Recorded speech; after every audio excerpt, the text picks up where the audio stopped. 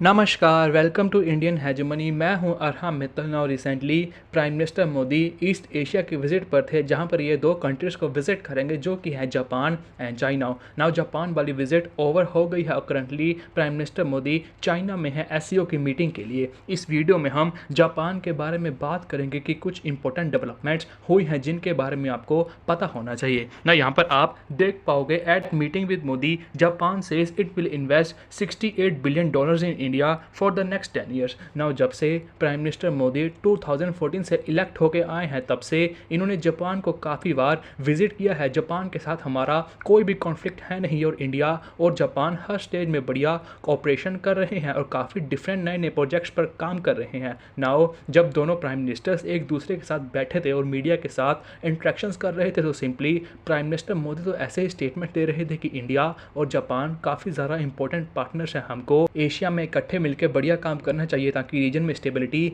बनी रहे। लेकिन अगर आप जापान के बारे में देखोगे तो जापान ने इंटरनेशनल ऑर्डर का काफ़ी ज़्यादा मेंशन किया और ये भी मेंशन किया कि इंटरनेशनल सर्कमस्टांसिस के हिसाब से हमारी कॉर्पोरेशन बहुत ही ज़्यादा इंपॉर्टेंट है। अगर आप यहाँ पर देखोगे तो जापान का statement, we share the responsibility to strengthen the international order as we see increasing opaqueness in international circumstances. Now Japan का सीधा सीधा कहना है कि हमको इंटरनेशनल ऑर्डर के हिसाब से भी एक दूसरे के साथ कॉर्पोरेशन और ज़्यादा बढ़ानी चाहिए ताकि स्टेबिलिटी आ सके। ना इनका इशारा सीधा सीधा डोनाल्ड ट्रंप की तरफ है, क्योंकि अगर आप देखोगे तो अंडर जो बाइडन भी क्वाड की समिट्स कुछ खास हुई नहीं थी। अभी न्यूज़ आ रही है कि डोनाल्ड ट्रंप भी इंडिया को विजिट नहीं करेंगे क्वाड की समिट के लिए। चाइना रेगुलर बेसिस पर अपनी प्रेजेंस और ज़्यादा बढ़ा रहा है साउथ चाइना सी और इंडो पैसिफिक में, जिसको टैकल करने के लिए क्वाड बनाया गया था जो कि 4 कंट्रीज का ग्रुप है, US, India, Japan and Australia. लेकिन डोनाल्ड ट्रंप के आने के बाद क्वाड बिल्कुल ठंडे बक्से में चला गया है। अगर आप देखोगे तो डोनाल्ड ट्रंप ने सभी कंट्रीज के अगेंस्ट काफ़ी ज़्यादा बड़े स्टेप्स लिए हैं। इंडिया को तो देख लो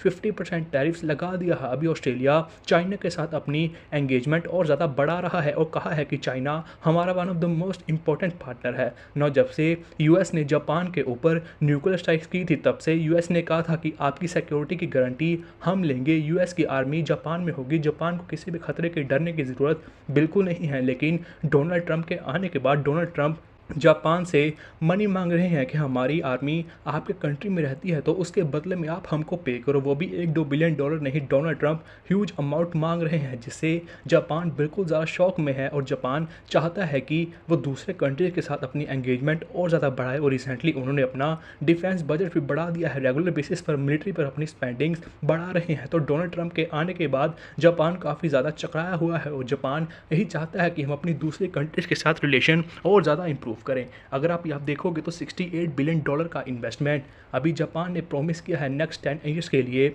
और ये इन्वेस्टमेंट तब आया है जब जापान और यूएस का $550 बिलियन का इन्वेस्टमेंट अटका हुआ है। आपको पता होगा रिसेंटली जापान के मिनिस्टर ने यूएस के भी विजिट भी कैंसिल कर दी थी क्योंकि $500 बिलियन की इन्वेस्टमेंट यूएसए में जापान के लिए किसी भी सिचुएशन में अच्छी है नहीं और जापान रेगुलर बेसिस पर इंडिया में बड़ी मनी इन्वेस्ट करता है। आपको पता होगा अभी year two year Japan India में $2 से $3 बिलियन इन्वेस्ट करता है। नाउ ये मीटिंग के बाद जापान ने कहा है कि ये $68 बिलियन सिर्फ 10 ईयर्स में इन्वेस्ट करेंगे। मतलब आप मान के चलो 6 से 7 बिलियन डॉलर पर ईयर। तो उस हिसाब से देखो, पहले 2 से 3 बिलियन डॉलर, अब सीधा 6 से 7 बिलियन डॉलर। तो उस हिसाब से जापान अपनी investments year two year India में ट्रिपल के हिसाब से इंक्रीज कर रहा है। तो उस हिसाब से जापान एक हमारा काफ़ी ज़्यादा इंपॉर्टेंट पार्टनर है। नाउ इस मीटिंग में कुछ इंपॉर्टेंट डेवलपमेंट हुई जो इंडियन पॉइंट ऑफ व्यू से काफ़ी ज़्यादा बढ़िया है, आपको उसके बारे में पक्का पता होना चाहिए। नाउ सबसे पहली बात थी कि स्पेस कॉर्पोरेशन। नाउ इंडिया की स्पेस एजेंसी इसरो और जापान की स्पेस एजेंसी जाक्सा ने मिलकर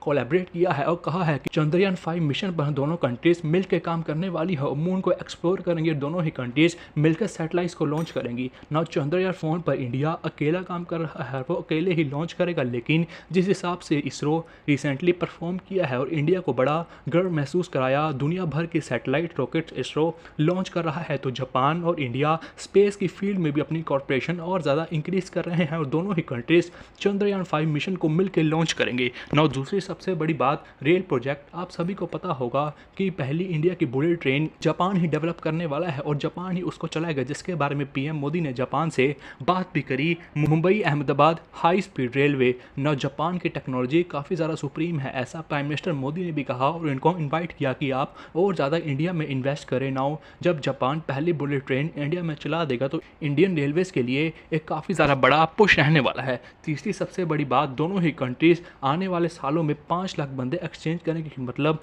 इंडिया के 5 लाख के करीब बंदे जापान में काम करने के लिए जाएंगे और वहीं जापान से इधर भी आएंगे तो हमारे लोगों को बढ़िया एम्प्लॉयमेंट भी मिलने वाला है। तो दोनों ही कंट्रीज़ हर जगह पर एंगेज करने वाली है। नाउ एक सबसे ज़्यादा इंपॉर्टेंट बात, दोनों ही कंट्रीज़ डिजिटल पार्टनरशिप भी करने वाली है। आप सभी को पता होगा जैसे जैसे टेक्नोलॉजीज़ आगे बढ़ती जा रही हैं वैसे वैसे साइबर क्राइम भी और ज़्यादा इंक्रीज़ होते जा रहे हैं। तो उस हिसाब से दोनों ही कंट्रीज़ मिलकर ऐसी टेक्नोलॉजीज़ डेवलप करेंगे जिससे साइबर सिक्योरिटी दोनों ही कंट्रीज़ की बनी रहे और साइबर क्राइम बहुत ही ज़्यादा कम हो। ये सभी छोटे मोटे डेवलपमेंट्स है। एक स्पेस वाला काफ़ी ज़्यादा बढ़िया था, बाकी बुलेट ट्रेन वाला भी बढ़िया था। और दूसरा सबसे बड़ा डेवलपमेंट ये है कि दोनों ही कंट्रीज़ इंडो पैसिफिक में अपनी एंगेजमेंट और ज़्यादा बढ़ाने वाली हैं। जैसे हमने पहले भी बात की कि जो बाइडन हो चाहे डोनाल्ड ट्रंप हो, सभी ने क्वाड को कुछ खास इंपॉर्टेंस दी नहीं।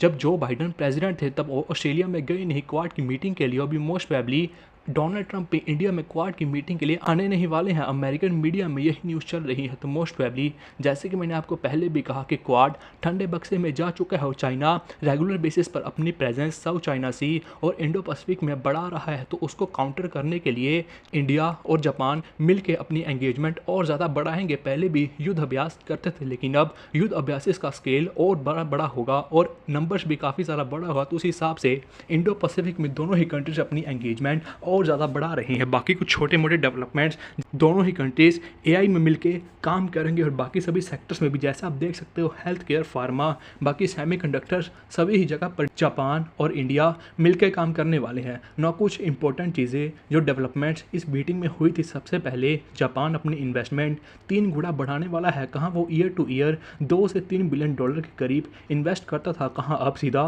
6 से 7 बिलियन डॉलर इन्वेस्ट करने वाला है। और जैसे जैसे इंडिया थर्ड लार्जेस्ट इकोनॉमी बनेगा, जापान की इन्वेस्टमेंट्स और ज़्यादा बढ़ने ही वाली हैं। तो जापान हमारे लिए एक काफ़ी ज़्यादा इंपॉर्टेंट कंट्री है। दूसरी कॉर्पोरेशन स्पेस में भी हम बढ़िया कॉर्पोरेट कर रहे हैं और दोनों की स्पेस एजेंसीज मिलकर चंद्रयान 5 मिशन को भी लॉन्च करेंगी। और तीसरी सबसे बड़ी बात, दोनों ही कंट्रीज इंडो पैसिफिक में अपनी एंगेजमेंट और ज़्यादा बढ़ाने वाली है। इवन कि प्राइम मिनिस्टर मोदी ने तो चाइना के अगेंस्ट इनडायरेक्टली स्टेटमेंट्स भी दिया था जापान वाली मीटिंग में और कहा था कि किसी भी कंट्री को यूनिलेटरली ऐसे स्टेप्स नहीं लेने चाहिए जिससे दूसरी कंट्री को सिक्योरिटी में खतरा हो। तो उस हिसाब से दोनों ही कंट्रीज़ इंडो पैसिफिक में अपनी एंगेजमेंट और ज़्यादा बढ़ाने वाले हैं। बाकी अभी रिसेंटली पीएम मोदी चाइना में है एससीओ की मीटिंग के लिए। उसकी मीटिंग में जो जो अपडेट्स आएंगे आपको वीडियो बना के अपडेट कर दूंगा। बाकी इस डेवलपमेंट के बारे में आपको कैसा लगा कमेंट्स में बता सकते हैं। बाकी मिलेंगे नेक्स्ट वीडियो में। Till then take care.